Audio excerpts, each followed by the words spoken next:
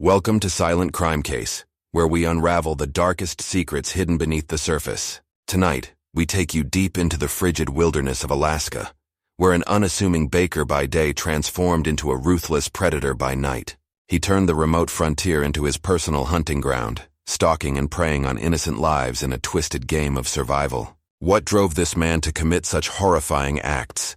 How did he remain invisible, hiding in plain sight for years? And what was the chilling moment that finally brought his reign of terror to an end?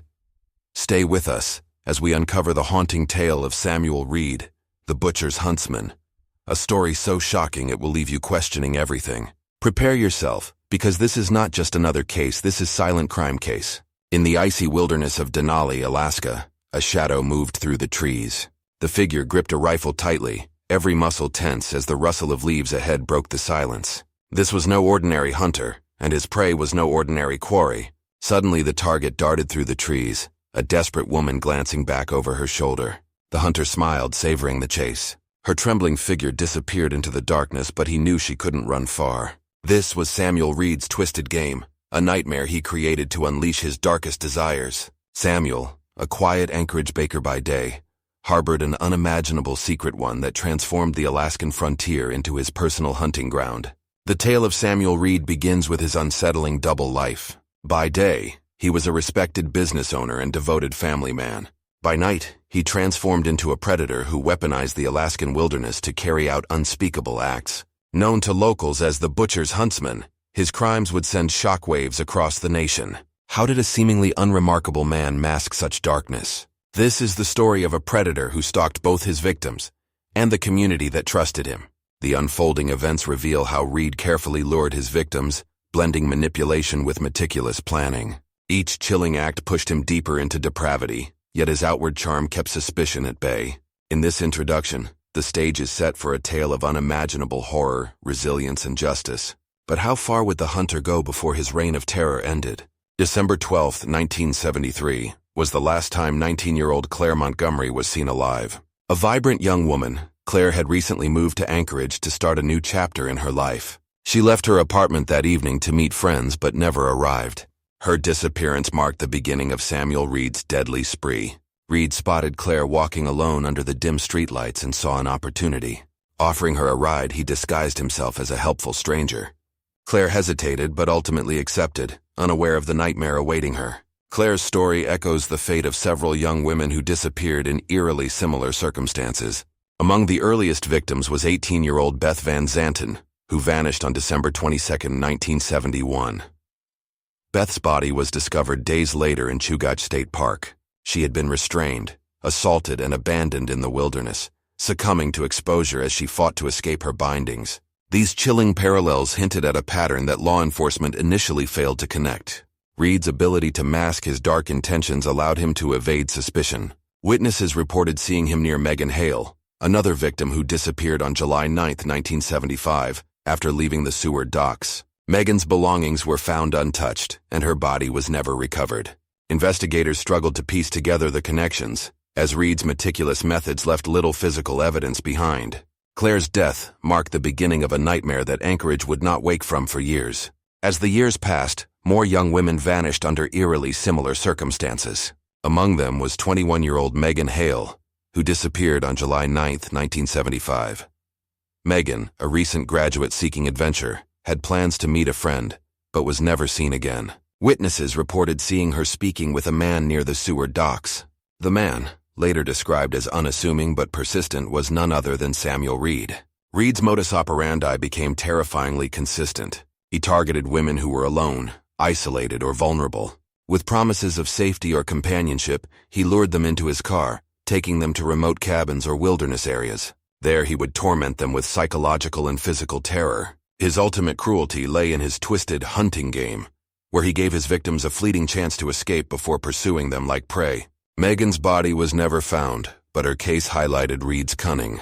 Investigators were baffled by the lack of evidence, and the disappearances seemed unconnected. Reed's meticulous nature allowed him to remain undetected. Meanwhile, fear gripped Anchorage as rumors of a killer began to spread. How could someone so calculated continue to evade capture? Each new disappearance deepened the community's unease, yet Reed's outward persona shielded him from suspicion. Samuel Reed's life appeared picture-perfect to those around him. By 1980, his Anchorage bakery was a cornerstone of the community. Customers praised his kindness, and his family, a devoted wife and 2 young children, lived blissfully unaware of his hidden darkness. Reed's success as a hunter extended beyond his crimes. He was an accomplished marksman and a regular at local shooting competitions. His trophies adorned the walls of his home, a chilling testament to his dual identity. But Reed's charm belied the darkness within. His earlier life held signs of his descent into depravity. As a teenager, Reed struggled with severe acne, a stutter, and relentless bullying, particularly from girls. Psychiatrists who evaluated him in later years noted his compulsive need for control and revenge, stemming from deep-seated feelings of inadequacy. Diagnosed with a compulsive personality disorder and suspected bipolar disorder, Reed's violent tendencies were evident to those who looked closely. Reed's ability to manipulate those around him shielded him from suspicion. His wife, Caroline, dismissed his erratic behavior as work stress, never imagining that her husband's late-night absences were spent stalking his next victim. Law enforcement, too, failed to see through his facade, as Reed's public persona made him an unlikely suspect. This duality allowed him to continue his spree undetected for years, even as the bodies of missing women began to pile up. The turning point came on June 20, 1983, when 17-year-old Sarah Peterson's determination changed everything. Sarah was a runaway trying to make ends meet in Anchorage when she encountered Samuel Reed. Posing as a photographer, Reed promised her a modeling gig that would pay $300. Desperate and hopeful, Sarah agreed to meet him at a diner. What she thought was an opportunity turned into a nightmare. Reed abducted Sarah at gunpoint and took her to his secluded cabin. There he restrained and assaulted her, revealing his true nature. But Sarah was different from his previous victims. Her resolve and quick thinking saved her life. While Reed prepared his small aircraft for another hunt, Sarah managed to free herself. Leaving her shoes behind as evidence, she bolted into the wilderness. Reed gave chase, but Sarah reached the highway and flagged down a passing truck. Her escape marked the first crack in Reed's carefully constructed facade. Sarah's testimony was the break investigators needed.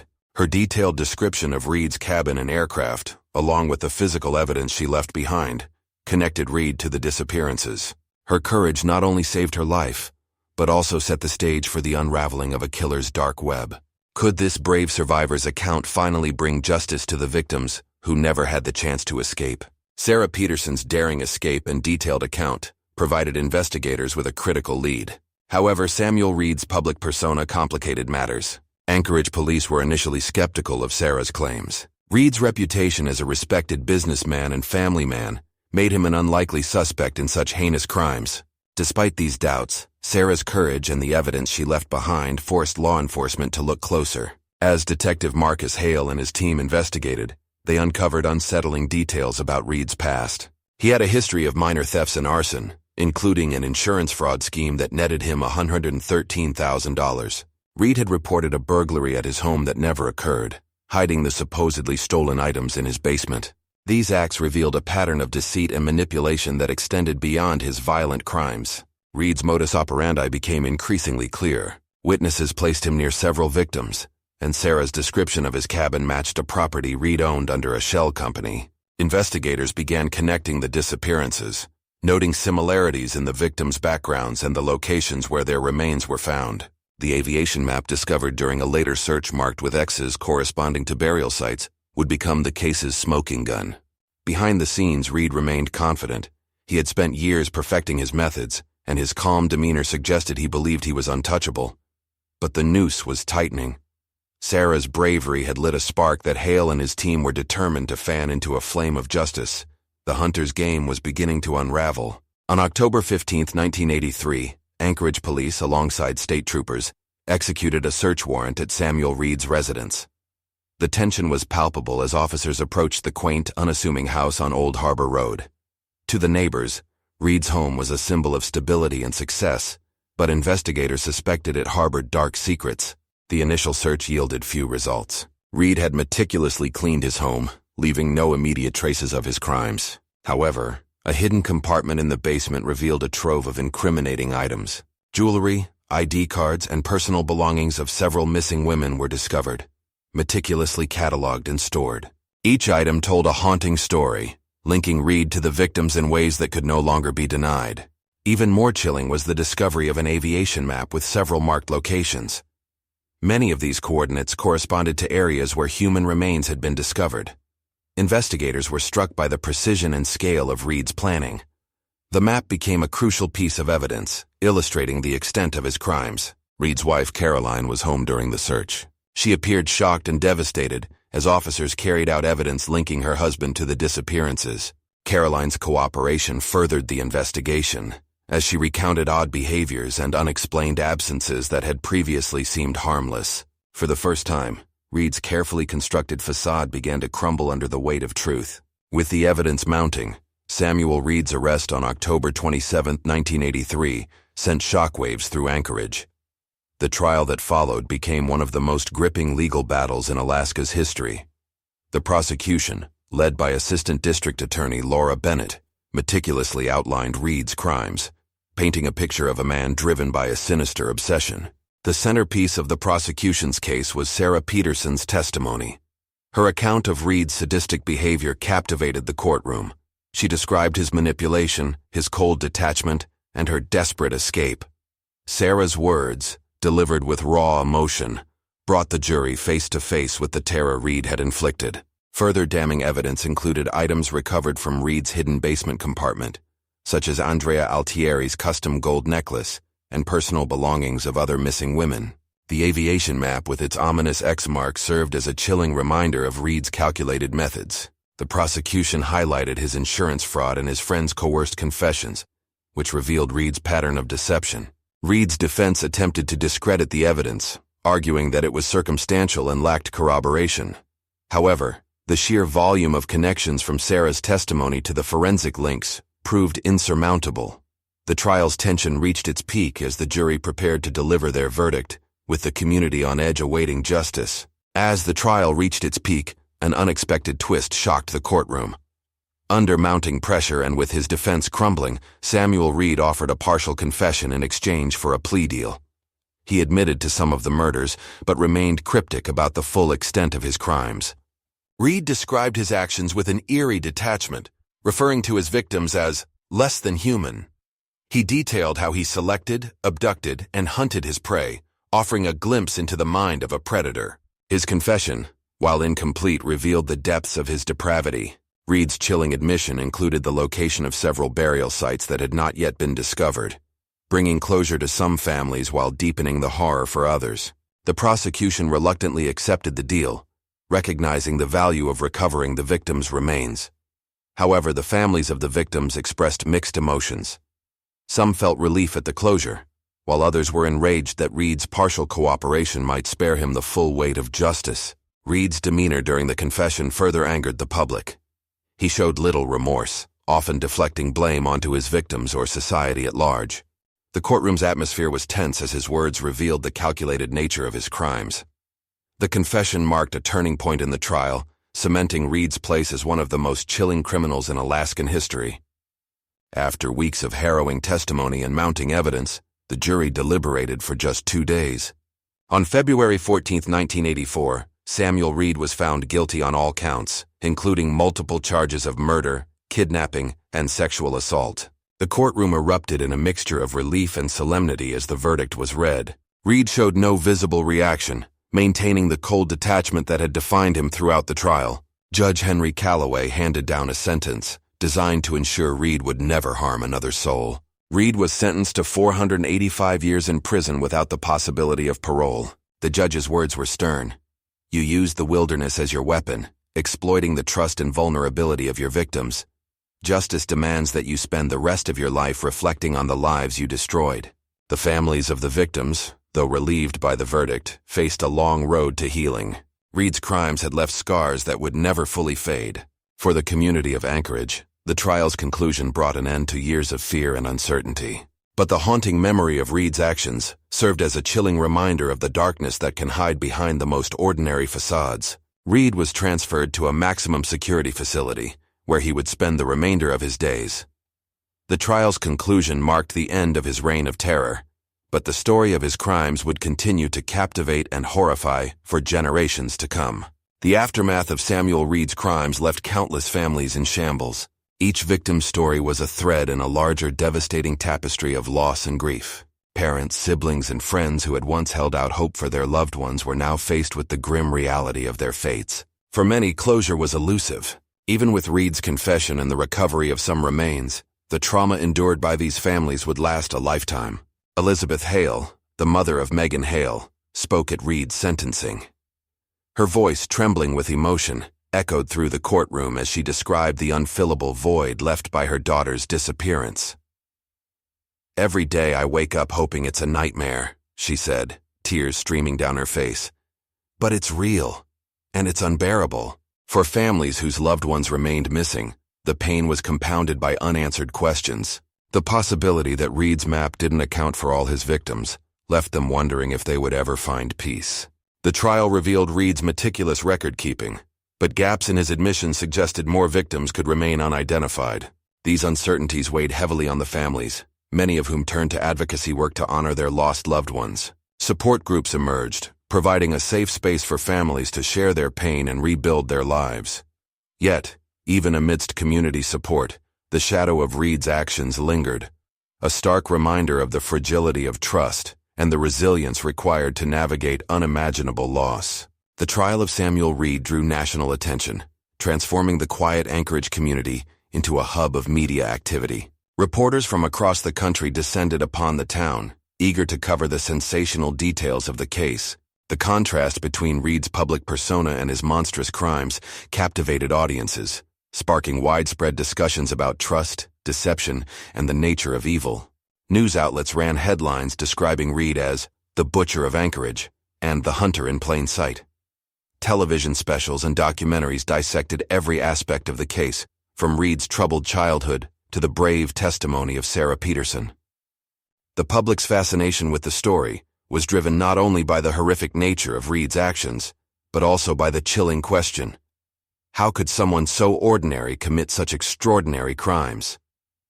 While some residents welcomed the attention, believing it highlighted the need for vigilance and better protections for vulnerable populations, others found the spotlight invasive. Victims' families, in particular, struggled with the media's relentless focus. Many felt their loved ones' stories were reduced to sensational headlines, overshadowing the individuals they were before Reed targeted them. The trial also spurred debates about systemic failures. Critics questioned how Reed managed to evade capture for so long and whether biases against marginalized victims played a role. As the media frenzy died down, these questions lingered, prompting calls for reforms in investigative practices and victim advocacy efforts. The case of Samuel Reed became a focus of study for psychologists and criminologists eager to understand the mind of a serial predator.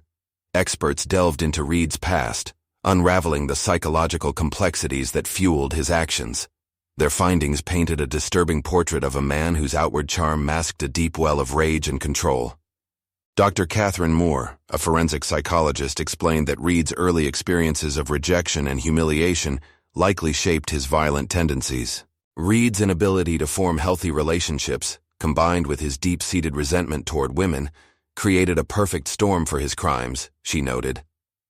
His hunting hobby, which initially served as an outlet for his frustrations, eventually merged with his darker impulses, transforming the wilderness into his stage for terror. Special Agent Robert Callahan, who profiled Reed during the investigation, described him as a meticulous planner with a compulsive need for control. Callahan's analysis revealed how Reed's crimes were driven by both opportunity and calculated intent.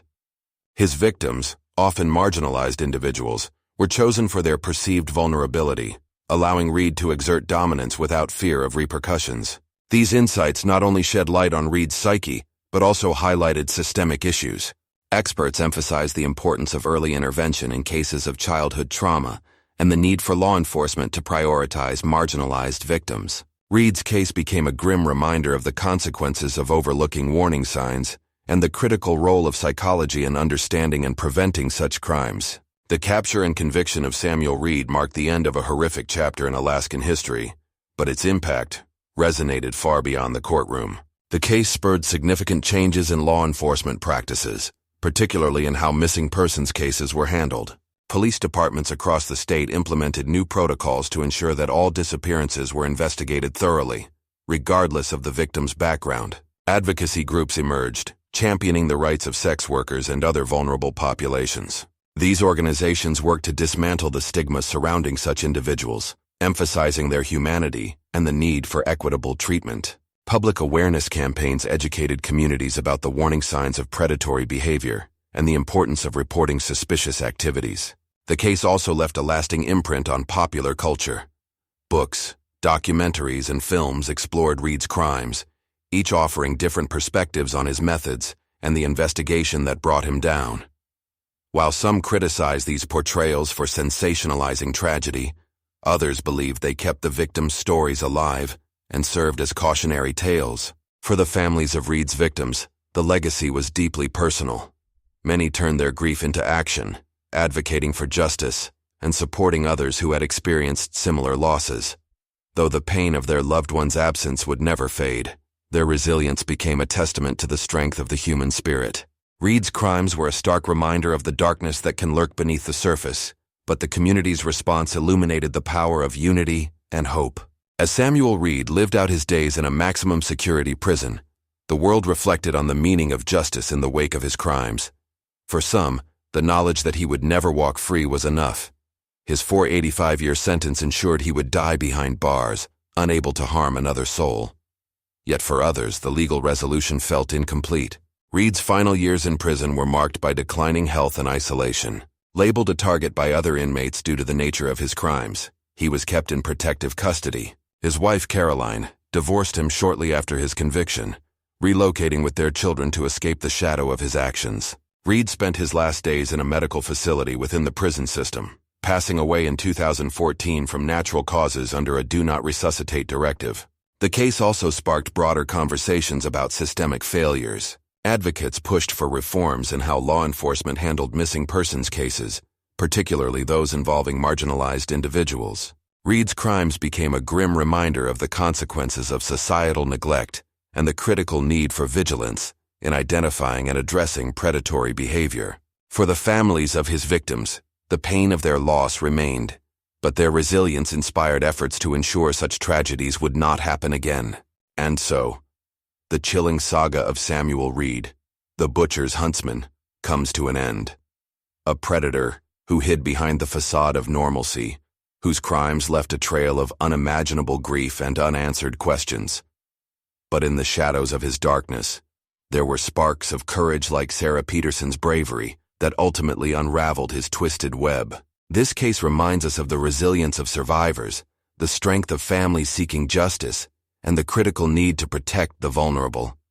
Samuel Reed may have been silenced forever, but the lessons from his story echo loudly as a warning and a call for vigilance. If you found this story compelling, don't forget to like, share, and subscribe to Silent Crime Case.